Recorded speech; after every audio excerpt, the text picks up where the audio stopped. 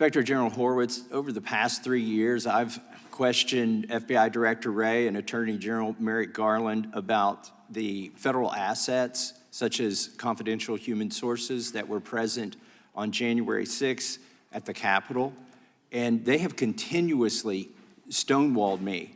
We've got no answers whatsoever about this from them. Now, you announced that you were going to do a review of the DOJ response and preparation, mainly preparation, I think, for January 6th.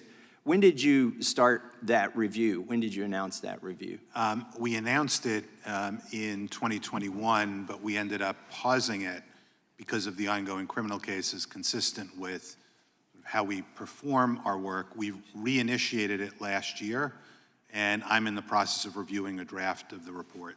So 3.5 years ago, it was announced that you'd be doing this review, and we still don't have the review, do we?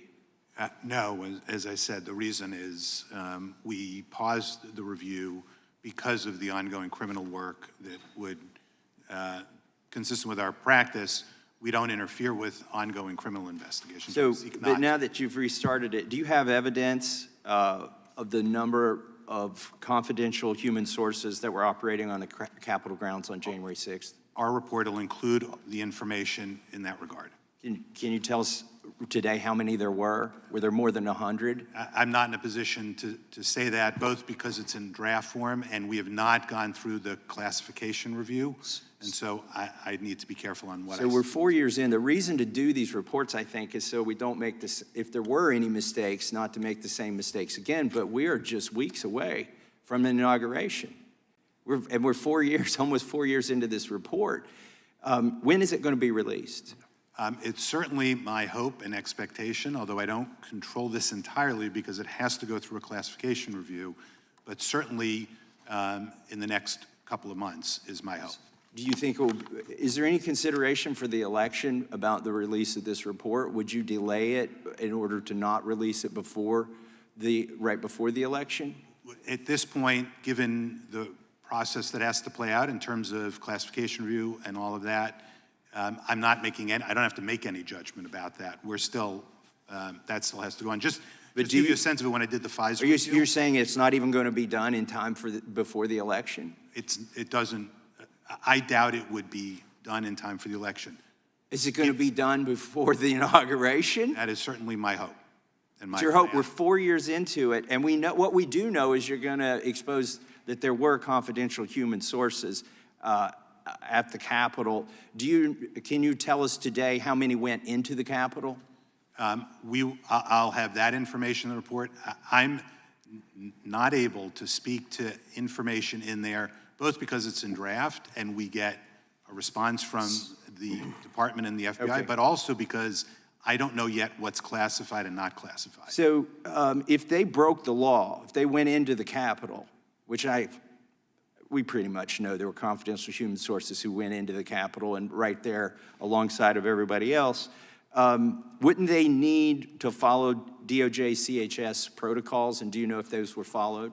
They should follow CHS protocols, and again, we'll include that information in the report. Do you know how many were reimbursed for travel? As I sit here, I don't recall the number. But I don't recall, or you won't tell us? Well, and if I did know it, I wouldn't be in a position to tell you because we still have to go through. We're 4 years into this. You're supposed to be the organization that goes and gets these answers when the FBI and the DOJ stonewall Congress. But I feel like, we're 4 years into this. We're not even going to get this information you're telling us now before the election. And maybe not even before the next inauguration. How would we make any corrections or without that information? I want to move on to something else. We've got FBI's failed investigation of the January 6th pipe bomb. Are you looking into that at all?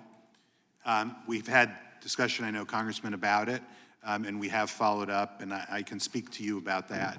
I mean, they keep saying it's an ongoing investigation, but they've got no leads, no suspects. They've lost information. They've lost evidence. They can't find evidence. Secret Service deleted all of its texts on January 6th. Steve D'Antuono, the guy in charge of Washington, D.C. field office, says that the cell phone data that could have been used to find the bomber was corrupted. And now we just I found out from another inspector general, and I want to submit this for the record. Without objection. Yeah. I asked him, do you have the footage, the video footage, does the FBI have the video footage of the DNC on January 6th? And he tells me when he asked the FBI for the video footage, they don't even have video footage of the DNC that we know was created on January 6th. It's almost, so it's almost as if they don't want to know. Can you rule out that there were any confidential human sources involved in the whole pipe bomb thing on January 6th? I'm not, I'd have to go back, Congressman, and refresh myself on what information we've gathered to date on that. I don't know as I sit here. Okay, that would be a huge revelation. But I'm happy to come. I think we should get that and get it public before the election. I yield back. Gentleman is back. I'm just struck by the irony, the fact that the very email